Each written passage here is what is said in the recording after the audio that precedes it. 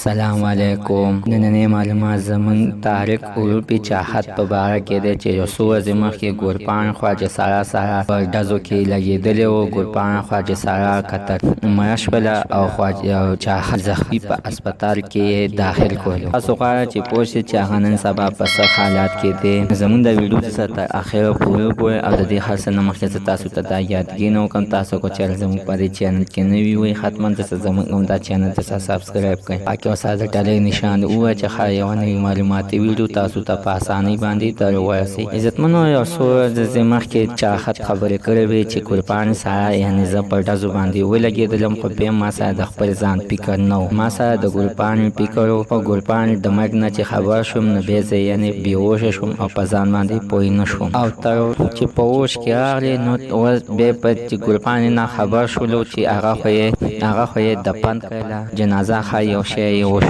نور هم ډېره خفه شوله چې ګوره چې زه خو یې په جنازه کې یم نه ومه، غوسې مې نه کړله. او نن سبا چاحت په داسې حالات کې پروت دی چې د خپل د کټ نه نشي پاڅېدلی او په تشو او په خېټه کې په ډزو باندې لګېدلی دی. او دا که چغې وایي چې یا الله زه مړ وی خو چې ګورپاڼ نه وې مړه.